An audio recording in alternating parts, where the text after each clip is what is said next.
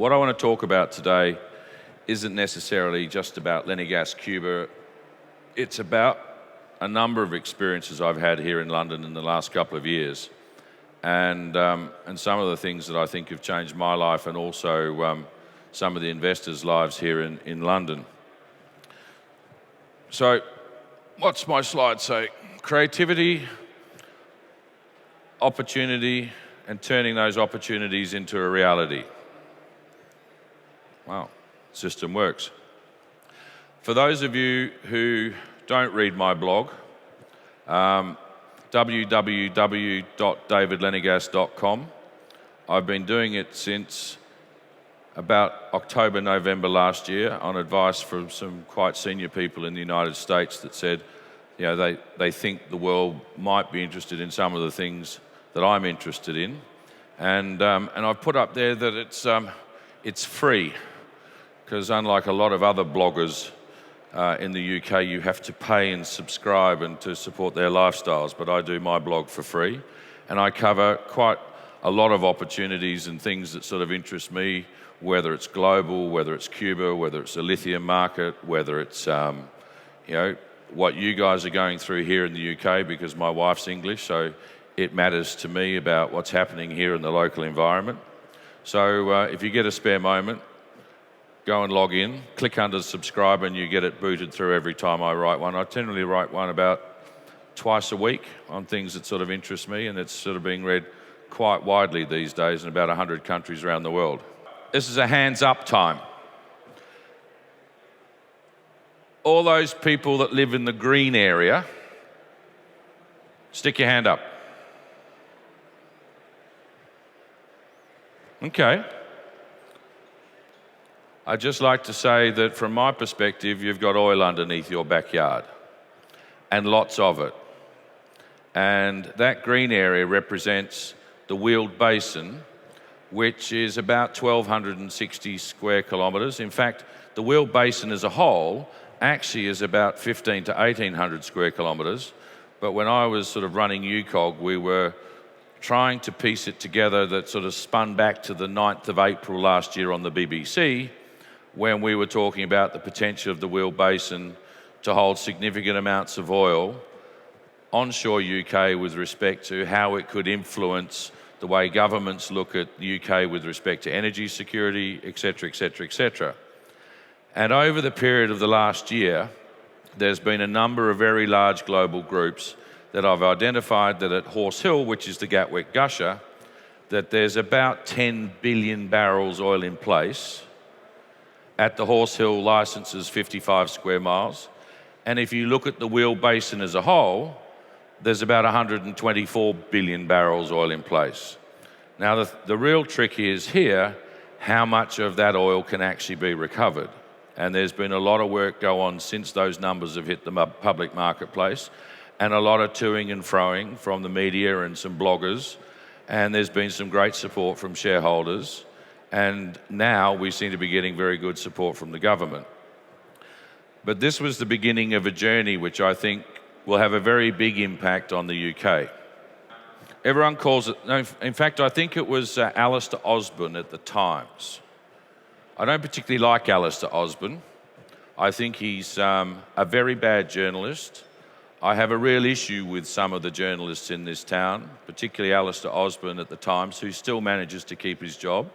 Andrew Critchlow at the Telegraph, who lost his job, and a few journalists at the Evening Standard who are no longer there, on the basis they thought the whole concept of the Gatwick Gusher and the oil underneath Gatwick was all a bit of a joke, and this silly Aussie mining engineer could actually be so audacious to say, we've found oil underneath Gatwick.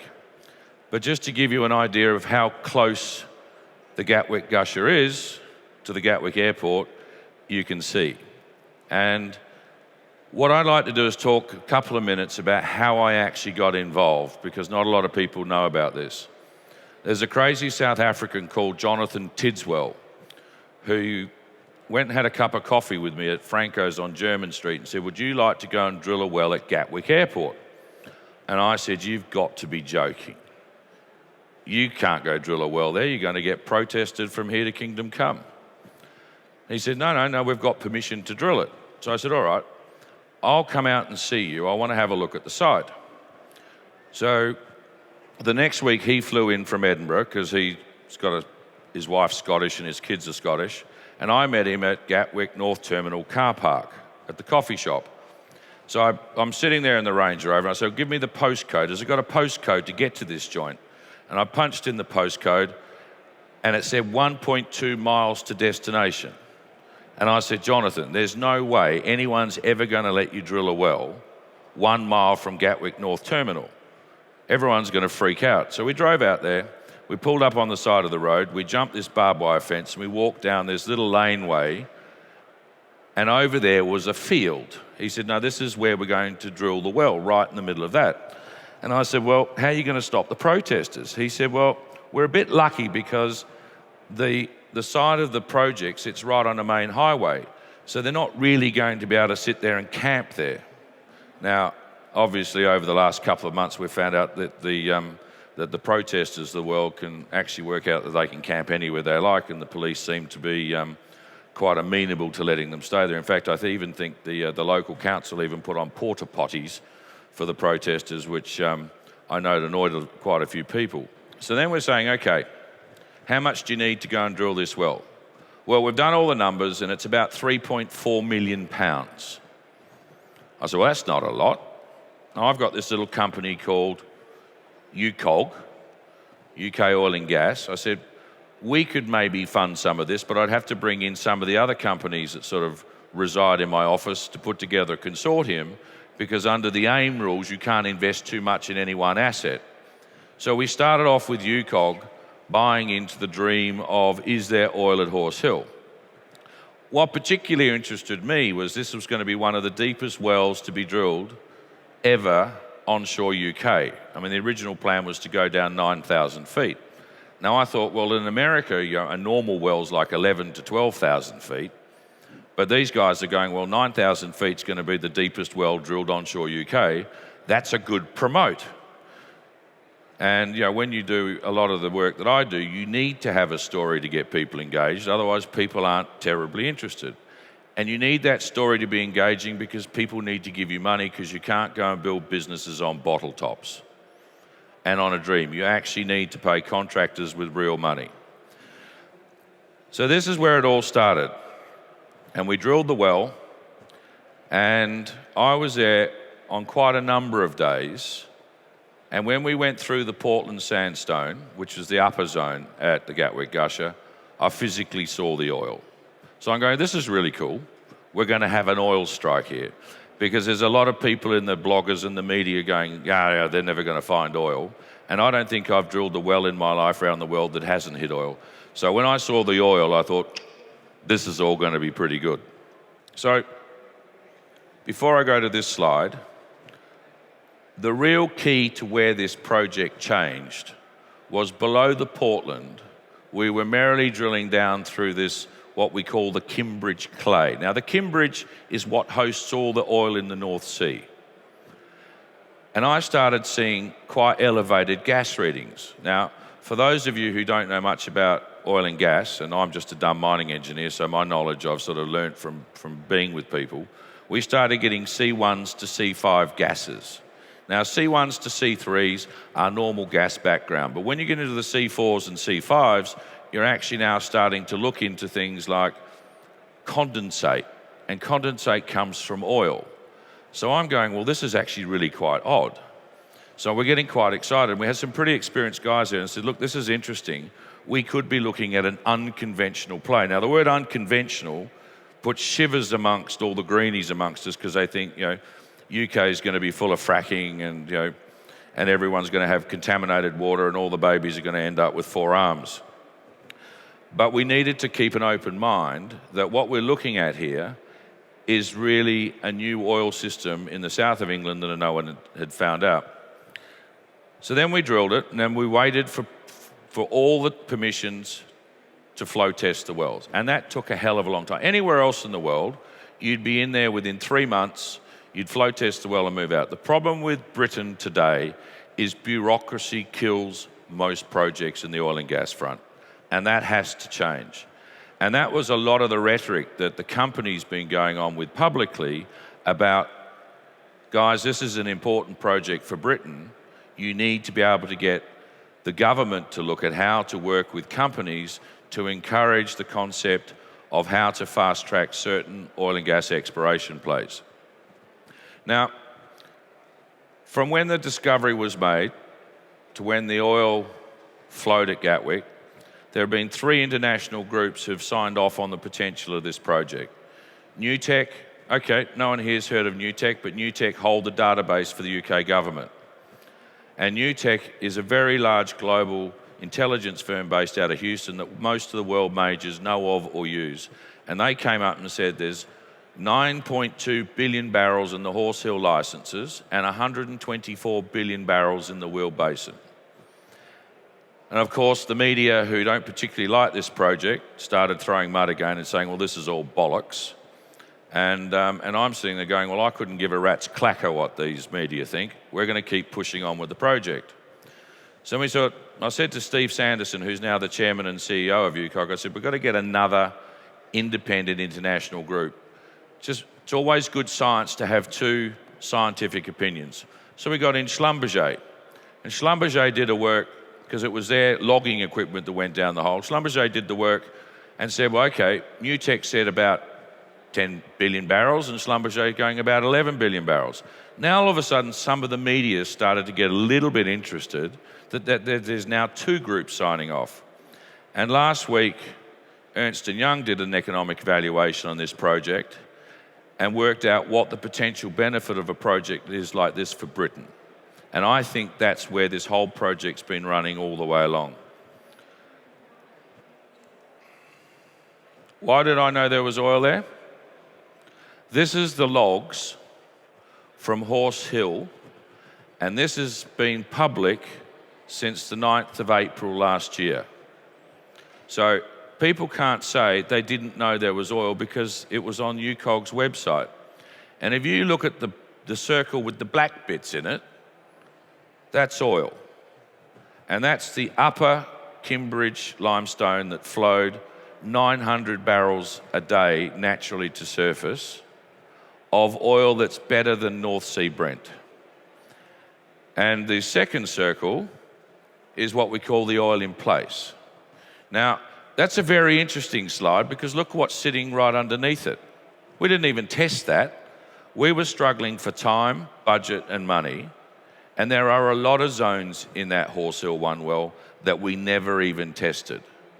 What we said was, okay, first of all, you've got to prove the concept. Is there flowable oil in Gatwick? And the answer is absolutely. Now, we knew that the oil would flow from the Portland, but would the oil actually flow or would it be too goopy from the Kimbridge limestones? And there was a risk of that. And even the big consultant said, look, we know the oil's there, but it might be too thick, it might be too bituminous. And from a technical perspective, Steve Sanderson and I are sitting there going, well, look, we'd actually be quite happy just to get a couple of barrels of oil to flow, but at least we could prove that the oil's mobile.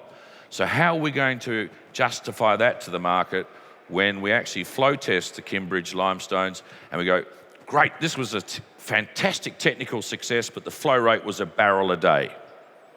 And luckily it wasn't that. The oil is some of Britain's sweetest, finest crude, and it flowed merrily to surface without even a pump. And what a big benefit it is for the people here of the UK. So that's the flow test rig that was there for 5 weeks. It would have taken about 4, except some of our esteemed Green Party protesters decided that Britain needs to run on things like good wishes and windmills and wave farms. But unfortunately, it's not reality in the world these days. Then there was a lot of comment about, oh yeah, but what about all this oil? There were 14 tankers of this oil that went to the refinery, and it's in a car that you drive. And we had 40 API oil, and Brent is 38, so it gives you an idea of the quality of it. But this is a phenomenal find. It's very real. All those bloggers and journalists who don't think this is real, it is. I can also tell you, and I'm not on the board of UCOG anymore, I thought I would put an Englishman in charge of an English project, because you can't have an Aussie, particularly with the sporting issues between cricket and rugby, et cetera, telling English that I found oil underneath Gatwick and you guys didn't. Because one thing that people don't understand is 86 wells have been drilled in the Will Basin over the last 100 years that actually hit this oil, and all those companies never bothered to analyse it. And it's only with 2014, 2015 technology that the oil was actually identified. But 86 wells have already been drilled into the Will Basin that hit this stuff. And it's all over the Weald. And in fact, I wrote a blog the other month about, guys, there is probably oil underneath Big Ben, and there probably is as well. But the big hot spot for this oil, right in the sweet spot in south of England, is sitting right here. And let me tell you, the Isle of Wight is almost as good as well. So there's a lot of work to be done here, and I think UCOG, now I'm doing other things, has a lot of work to do, and it needs public support, and it needs shareholder support, and it needs shareholders to complain to the media regularly when they step out of line, because frankly, I believe a lot of this media here is unregulated and should be held accountable. In fact, I think, when you look at some of the newspapers and some of the bloggers, I think they need to be held accountable by shareholders. I would even support a class action, because they lost you money by convincing you this was all a whole lot of tripe, when in fact it was a whole lot of reality. So I think some of those people have a real big issue in their life. And guess what? There's not a frack in sight. And that's what I love about this project even more. So I'm sitting there with Steve Sand. I said, Steve, you're now the boss of UCOG. I want you to be the one talking to the government. I want you to be the one talking to number 10 Downing Street. This needs to be promoted by an Englishman. This needs to have an English board. You need English people to develop and promote this fantastic project. So I said, Steve, where would you go next? And he said, Dave, Cuba's that way. He said, there are 800-pound gorillas sitting in Cuba. And I've done a lot of work, and it sits right in the heart, and it's completely underexplored and underdeveloped. So I go, I like oil. I like working in developing countries. It's almost like Britain's a developing country when you look at the experiences of Horse Hill. So the first thing I got involved with was a little thing called Block 9 in Cuba. Now, Block 9 in Cuba isn't little. Block 9 is huge. It's actually bigger than the Weald Basin. And this guy came in who I used to work with a long time ago in Italy and said, look, I've got an interest in this Block 9 and it should get approved. We've been waiting for it to be approved for 5 years. It's 2,400 square kilometres and there's oil all over it. In fact, the oldest commercial oil field in the world sits in the middle of it, and it produced 5.6 million barrels in 1860 or something at 61 API oil. So I thought, well, I'll get involved in that. I'm going to form this company called Lenigas Cuba. And what I'm going to do is I'm going to be a multi-strand conglomerate, and I'm going to work out how does a public company, the first ever public company in the world, look at investing in a communist country like Cuba that's obviously going through some transformational processes in its life. And those have issues, and we're going through those issues. But this is a slide that came up from MEO Australia, the people who actually hold the license. I go, this was actually public last Friday. Now, if you look at the size of the elephants here, you've got the, what's it called? The Varadero field. It's run by Sherritt Gordon. Sherritt's a big Canadian company, produces 26,000 barrels a day, 11 billion barrels oil in place. Now, how many of those other blue targets look about that size? Lots of them. And there's been 17 wells drilled on Block 9 while the whole country's been in communist mode. And at the end of June, and this is not insider information, we're going to release the size of the resource and the recoverable reserves on Block 9, and I can tell you it's going to be off the clock. And because of our effort in dealing with the Cubans and what we're looking at doing and supporting the oil and energy industry in Cuba, we are getting phenomenal support from the Cuban government, not only for this project, but for all the other projects that the LGC is doing in the country. So why is energy important? The US Geological Survey say that the northern part of Cuba has 4.6 billion barrels of recoverable reserves. Cuba's been embargoed by the United States since 1962, and no one's done any modern-day exploration. And now that the exploration work is starting, Cuba will become an oil powerhouse in that part of the world. So we're very comfortable with that. Cuba currently produces about 80,000 barrels a day, all onshore. That's 4 times the size of Britain's onshore production. Each well averages about 3,000 barrels a day. And Cuba imports half of its oil from Venezuela, and Venezuela's obviously got some political and financial issues which they need to address, and the Cubans are getting very worried about energy supply because they have a 150,000 barrel a day refinery that they need to power their economy and their power stations in the country. So we're quite excited about that. Now, and I've done this in Africa and I've done this in a number of other countries. You can't just get involved in a project that's a single project company. I mean, right now, if I wanted to talk to you about oil and gas, you'd all be asleep because the oil and gas price is horrible and everybody's going broke and governments are going broke.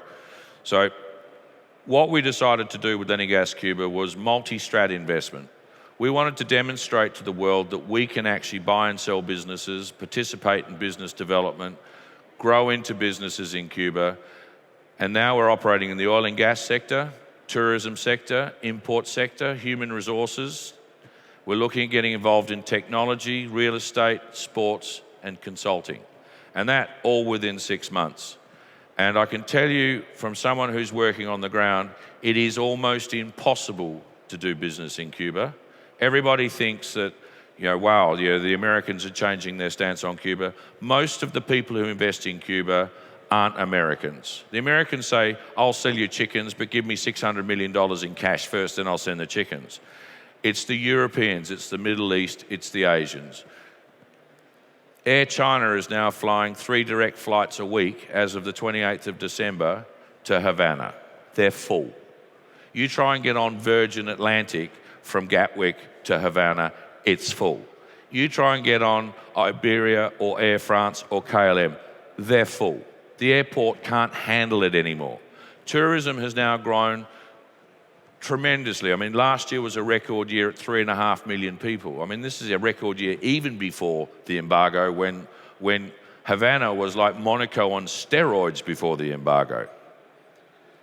The country is booming, but it needs foreign investment to help cope with the way the world is changing.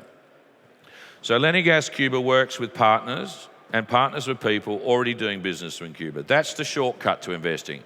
So many people go to Cuba and try and do a deal and get kicked out because the government doesn't like them, or the government said this is not good for Cuba.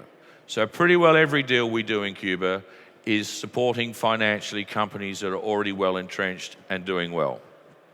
And what we try and do is create and identify opportunities with rapid growth potential. So that's our website. We've got to be careful because everything we put out on the public arena is read by the Cuban government. This is like being in the Soviet era 20, 30 years ago. And that is a fact of life. And people who don't understand that, it's their country, it's the way they do business. But I wanted to put this slide on because Patrick Brearley from ISDX presented earlier about my frustrations of the ISDX market. We listed on ISDX on the 2nd of November. I was going to keep it private for a while. I looked at AIM and I looked at the LSE main board standard list. The problems with those 2 listings is Cuba in the name or Cuba in the business. It is impossible for banks in the UK or Europe, and it is illegal for them to do that, is to stop people investing in Cuba who are European-based. But they say, from a business perspective, I don't want to touch it. It is every transfer that we try and do around the world is held up by OFAC, which is the US government, and money is stuck in cyberspace until you can work out how to get it back. And that's the same issue with the exchange. It got to the point with the London listing, UKLA, they said, well, okay, if I want to go buy a coffee shop for $50,000, they said, that's fine, but you'd have to suspend and do a reverse document for £500,000. And I thought, you know what, I don't want to do that. But what I do want to do is get it listed on a regulated platform as soon as possible, because the Cuban government seriously appreciate the fact that we're listed, we're regulated, and we're a reporting entity, and that makes us real. Everyone else that goes into Cuba sits there thinking it's Gunslingerville, and that's what I think differentiates us from a lot of other people who are looking at investing in Cuba. So we're bought into a travel business in Cloud 9. Toby Brocklehurst, been there 25 years. We look after some of the richest billionaires in the world. We like bespoke travel. We bring them in, VIP service through the airport. We get them hotels, we get them apartments, we give them drivers, we get them into the best restaurants, we take them on fishing trips, you name it. I mean, some of the people we take in, if I told you who they were, I'd have to shoot you because of the confidentiality. But this business is just growing bananas. I mean, it's already a multi-million-dollar business, and I see huge potential for InCloud9 and Travel Welcome Group over the next year or two. We bought into a company called Cuba Professionals. Cuba Professionals hires out Cuban artists to the world. It generates Cuban domestic income. The Cirque du Soleil circus, the Cubans in that, we supply them. Cuban dance groups and bands on cruise ships, we supply them. We help Cuban artists move to the world, and we show off Cuban art and culture to the world. And that's one of the things we do. We own 50% of this business. One of the things I think that's probably going to grow the quickest, with the exception of oil, is what's happening with the trading side of the business. Cuba imports 70% of everything it consumes. And that is principally due to the embargo from the United States government. And the other problem with Cuba is they don't have any money to pay for it. But they would need it, they want it, but they've got one of the great education systems, healthcare systems. So there's a real balancing act on how the Cubans can afford to pay to bring in product. And we've partnered with a Canadian company called Groombridge Trading, run by an English guy. He needed to go through Canada because it's about the only country in the world you can actually move money in and out of Cuba without the Americans giving you a hard time. You can go buy as many Cuban cigars in Toronto as you want. And up until a month ago, you couldn't buy any Cuban cigars in America. Now I think you can buy 3, and that's your limit. But we see huge opportunities here. We've got millions and millions and millions of dollars worth of import contracts from all over the world, ranging from things like paints to gym equipment to minibar fridges to food to construction material that we're working through importing into Cuba, backed by a number of foreign governments from a payment terms perspective, but everything in Cuba takes time. So we see this business as growing very quickly. Now, things are changing in the public's mind. The Pope's been there, Obama's been there. And one nice thing about President Obama being to Cuba is the roads are better and the internet worked a bit better for the week. But everything's now got a lick of paint. The bitumen along the main streets is better. And frankly, if you really look at the way Cubans think about the meeting, Raul Castro wasn't even there to meet Obama when he flew in. He was happy sitting there waving goodbye. Castro, old man Castro, Fidel, the father of the country, he didn't even bother to meet him. There was a whole lot of rhetoric and handshaking, but nothing has physically changed. What people have to understand is Cuba is still in a full US embargo, and Cuba is still a communist country. And Cuba, in their mind, are proud of their culture, whether we agree with their politics or whatever. That's their country, their business. Things are going to take a long time to change in Cuba, and there's no way Cuba ever wants to become just merely another state of South Florida, and that is never going to happen. But that's the opportunity. So, a week and a half ago, President Obama, 2-3 days in Cuba, bye-bye. Has anything changed? No. In fact, I had a meeting with the Vice President of the country last week, Vice President Cabrusis, for 2 hours. And about half an hour of that discussion was discussing about, because I was bringing some Middle East, very big heavyweights, talking about what possibilities there are to assist the Cubans with respect to infrastructure building. The Cuban government still cannot transfer money in US dollars like President Obama said he could. They're still trying. They're waiting. But until such time as key things like fiscal constraint and the embargo are seriously broken by Congress in the United States, I don't think you're going to see things change. But the business opportunities in Cuba are vast if you know how to do it. So what are we? We're first mover advantage. We're public listed. We're fully accountable. We do a lot of business in Cuba. We're looking at buying into a lot of businesses in Cuba. Things take longer than you think. What are we focusing on? We're focusing on some big sports initiatives which will become public in the next week or two, probably Monday or Tuesday. Retail. There is a drastic need for retail. All the shops in Cuba are supermarkets owned by various government chains. We've been asked to set up a number of retail opportunities in Cuba on behalf of the government, and we're looking very seriously at that. Food. Food is a big issue. If you want to go to a restaurant in Cuba 2 years ago, it wasn't worth it. You tried to go into your hotel because at least they could get decent food in on a container. You go to there's 500 entrepreneurial licenses in Cuba now. The restaurants are off the clock. The decor's fantastic. The mojitos are good. The rum's fantastic, and the food's fantastic. Things are starting to move, but they need people bringing in good food product, wine product, normal, sustainable stuff that's not chickens from America or mini meal from South America. But things are changing. The internet's getting better. When I first went to Cuba, I was going to one of these new hotspots at 1 megabit a second download. It was 10 cooks or 10 euros an hour. It's now 2 cooks an hour, and there's lots of them. All the hotels have Wi-Fi. It's amazing. You can even use WhatsApp, Skype. Things are changing. And that's one of the things that's going to seriously empower Cuba to deal with its way and finding its way in the world, and it's really exciting.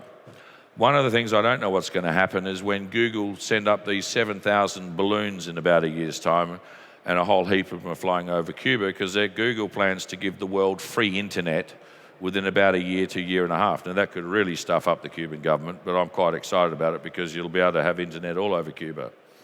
And infrastructure. And we're looking at bringing in some very large global groups on building some big infrastructure jobs that the Cubans need in the country. They need $2.6 billion worth of infrastructure build every year to keep up with their pace. And Cuba is one of the fastest growing economies in the world. I mean, the IMF say that Cuba should have GDP growth for the next decade in excess of 4%. Tourism growth is phenomenal. And that's the opportunity. So what I'm saying is, buyer beware, do your own research, come on the journey. And those who know me in this room know that I don't stop until I finish. I'm not happy with the way the ISDX market works. You've got to get on the phone and call a broker. People have forgotten how to do that. People are lazy these days. They want to sit in their office or at home and trade online and get leverage online. But ISDX, I've been told, will change. ISDX will go online trading. And if it doesn't, I'm going to grab Patrick by the throat and bash him against the wall in the next few weeks, because he's promised it to me and a number of other companies regularly in the last few months, but I know they're working hard to get it. But I'm also going to be listing in North America, because North America, everyone will be able to trade online. The Americans will be able to trade us, and I'm very excited about what's going to happen. So I see the opportunity in getting involved in a company like LGC is now and in the growth phase. And when we do position ourselves as a listing in North America, I think, with the uniqueness of what we're doing, I think there's going to be a lot of interest. And I see phenomenal growth opportunities from here. I mean, we only listed on the 2nd of November. I mean, what are we into it? 6 months in. We're literally doing an acquisition every week or two, and they're all principally related to cash flow type businesses. What are we in Cuba? We're a bank. We're a bank that's empowering local entrepreneurs and people who've been in the country to grow their business, because in Cuba you can't get a bank loan. And if you're a Spanish company who operates Cuba Professionals, you're not going to get a Spanish bank loan to do business in Cuba. And that's what we do. So ladies and gentlemen, there's a number of opportunities here. There's some great companies being presented to, particularly all the Horse Hill companies, which I'm quite fond of. And one other final parting word is that the Prince's Trust has a booth 34 and 35, and I'm a great supporter of what Prince Charles does. Since the trust started 40 years ago, he's helped 800,000 British young kids and people try to sort of plot their path through life a little bit better. They're selling a few things down there, some chocolates and some trinkets, so it'd be really good, if people could go a little bit outside the main corridor and go visit the Prince's Trust booth. I'm certainly going to buy some of that honeycomb chocolate on the way home. But now, thank you very much for listening. And as most people know, I'm available on the phone. Call the office. If I can't take your call, it's because I'm traveling or I'm busy. Just leave a message. I will eventually get back to you. I do communicate with retail. I do communicate with institutional shareholders, and I will call you back. So thank you very much for listening, and I hope you have a great day here. This is a fantastic show.